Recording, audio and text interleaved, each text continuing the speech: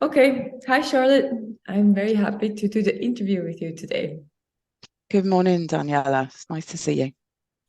We're going to talk about a call to remembering, which is the name of the apprenticeship that you're offering or that we're offering starting November this year for the first time.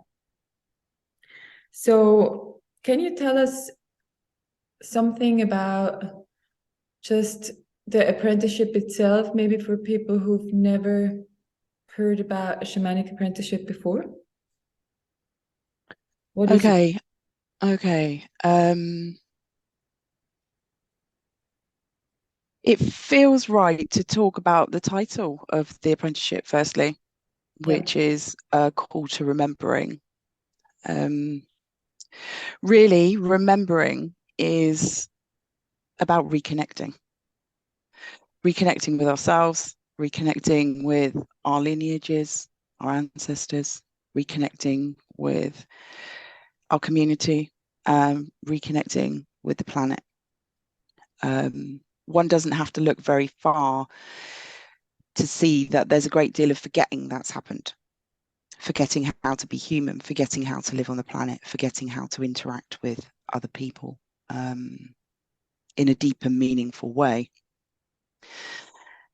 And in my own life, the way to this remembering that I've found is through shamanic practice, based on the belief of animism.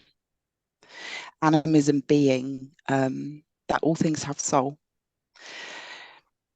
plants, trees, the ocean, the sky, the rains, the rivers, the crows, the jaguars in this case, um, your cat, your dog, and all of those things can be interacted with at soul level.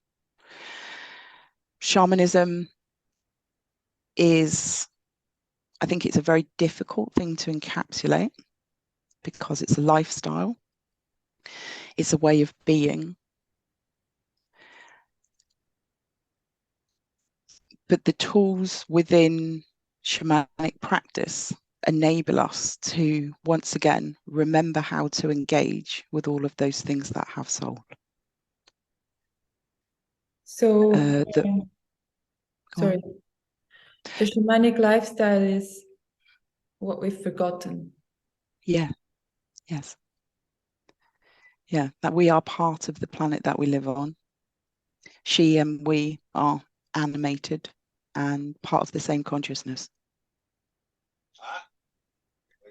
How does the shaman live, or how does a shaman interact with these souls? And how would we learn to interact with the animate world through the So, apprenticeship? okay, so yeah, this is where I was going. The really, if you're the shaman in the village, so to speak, your role is to be the bridge between the unseen and the seen, to bring the spirit messages from the other worlds to those in your community that need them. And it's the shamanic practices and the process of initiation which attune us to be able to do this. And there are really practical, actually, step by step tools that help us work through this process.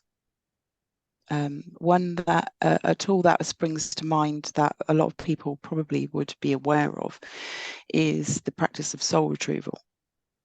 Mhm. So a trauma happens. Um, each of us are affected differently by the experiences that we have. But it's not unusual for a part of our life force or a part of our energy or a part of our soul, as some people see it, to fracture and go for to keep itself safe in the lower worlds, in the belly of the mother. Living life without those aspects makes it very difficult to self-actualize. So the shaman goes to the womb of the mother, retrieves the aspect, gifting it back to the individual, um, through ritual and ceremony. And what does it Gives sorry, I was through ritual and ceremony, and we work on reintegrating. We work on, why did that piece leave in the first place? What has this absence meant for your life? How does having this retreat piece back help you to self-actualize? What part of your character does it help you to focus on and develop? So on one hand, shamanism can feel very beyond people's grasp, ethereal, if you is one word. But when we actually open sacred space and we get into doing the work, it is about very practical, ancient human steps that enable us to become whole, ultimately. And remember Exactly. who we really are. Yes, yeah. Just one more question about the soul retrieval. So if you do that, if you do a soul retrieval for a client, I mean, I know what it feels like because I've had it done for me by you, but I would like to hear you describe what it feels like for the client. What's the effect of a soul retrieval? Okay. I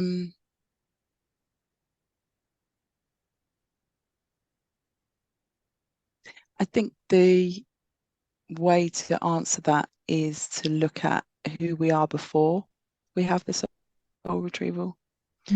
I've had so many messages over the years saying, I practice this, I do meditation, I'm a yoga teacher, or an accountant, or whatever you do is your job in this world.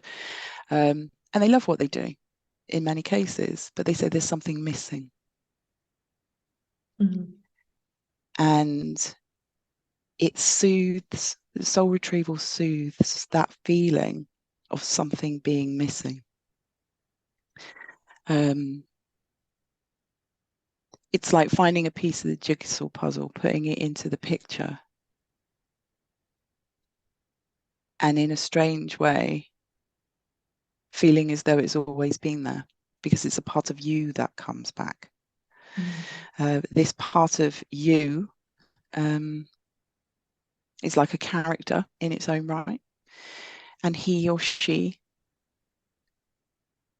brings with her talents and characteristics that you're now able to embody and manifest. It's like always having that pot on the back of the stove beforehand, like, oh yeah, I'd love to do that thing one day. And then this soul aspect comes back with a gift and a power animal and contracts and all sorts of other things. But it's like that pot on the back of the stove has now been moved to the front and your wish is now possible. I would say that is my experience of soul retrieval.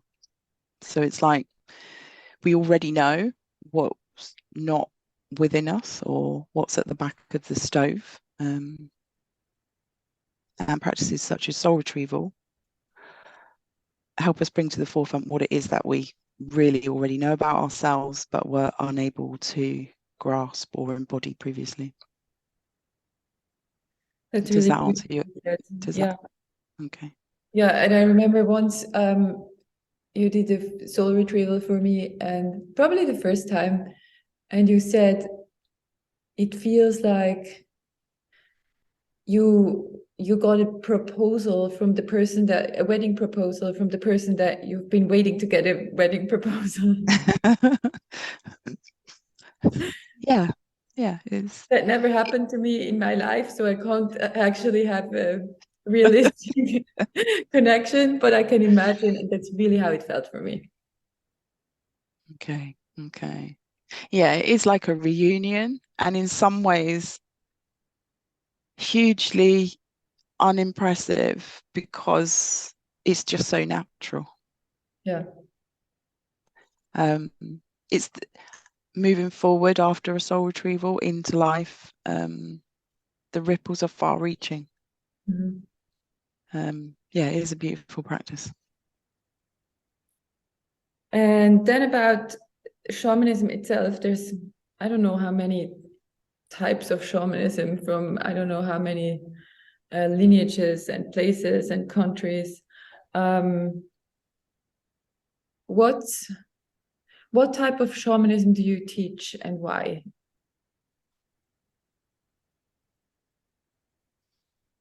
Okay. So it's twofold, really. And I also don't know how many different practices and lineages there are in the world, but what I do know is they all come from the same root. So in some ways, I wouldn't say it doesn't matter, but there's similarities in whichever path you go down. Yeah. I trained with the Four Winds Society, and they teach pre-Incan shamanism from the mountains and the jungles of Peru. So, if you will, that was my official initiation and training. I don't teach people to be Incan.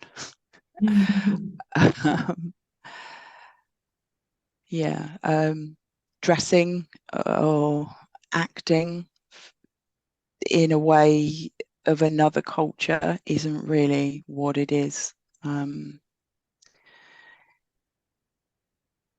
It's about embodying what is taught. So whether it comes from the frozen north or the Andes or the Himalayas,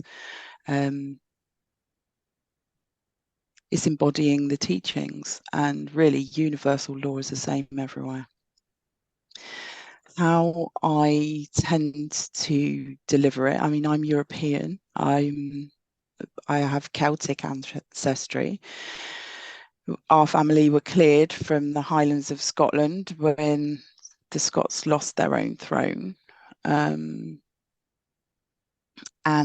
over the years, I've managed to learn and understand that whether my ancestry is Scottish and the teachings and initiations I received were South American, it doesn't really matter. We're all a mixture. We're all a spice of all things. So when it comes to teaching, yes, I sit on a foundation that was gifted me by the Quero in Peru.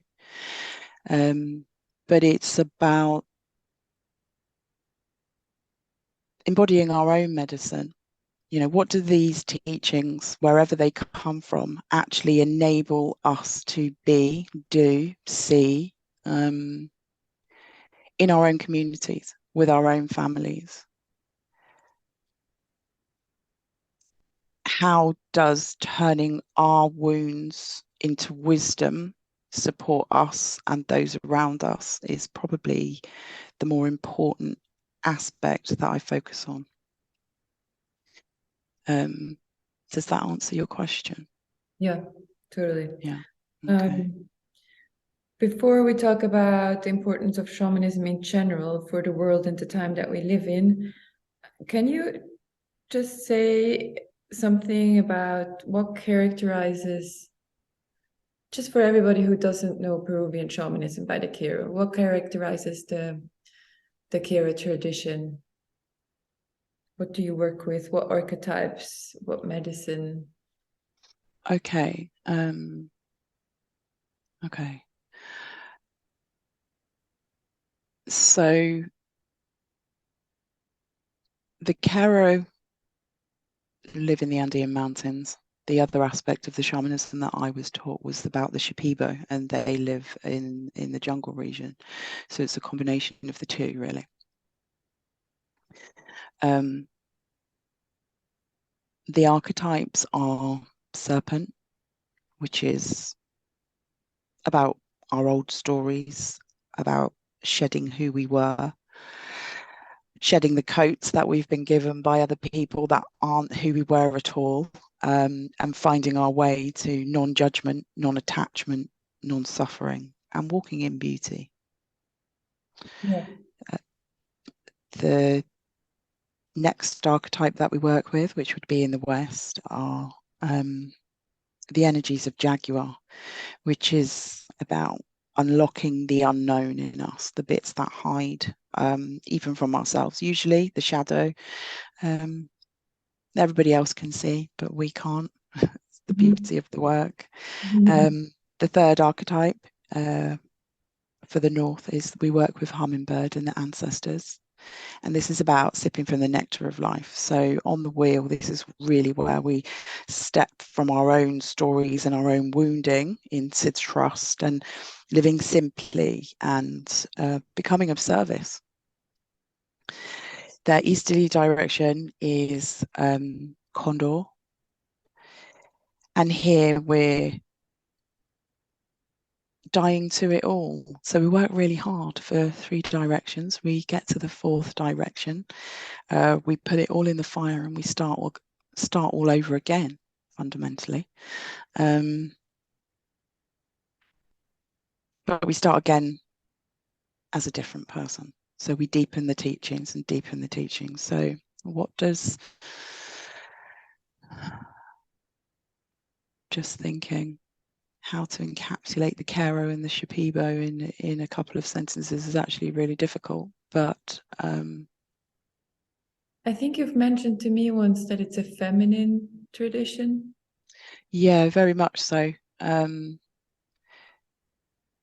We live on a feminine planet. We are of her. Yeah.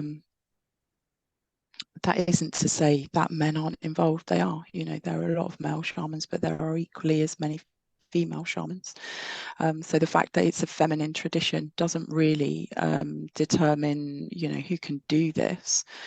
But like all previous matriarchy, it's focused around the cycle of life, and I don't really know how else that would be possible if it wasn't a feminine tradition. The Kero work very much from, we clear it at the energetic level, we work it at the energetic level, and then that filters down into our physical lives. So slightly back to front to what Western culture teaches us, which is work really, really hard, and eventually you might get something at the end. So to work with the Kero way of doing things is much more my preference. The jungle traditions are slightly different. Yes, they're matriarchal, but their focus is very earth-based. Yeah. Far more animistic, if you will, than shamanistic.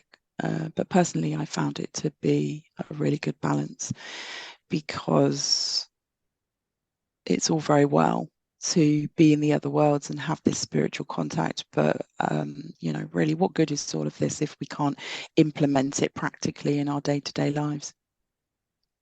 Exactly.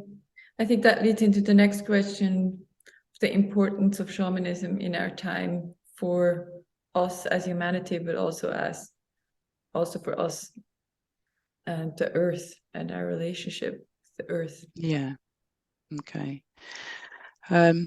As I've said before, you don't have to look very far to see the imbalances in our world. You know, all this focus on technology and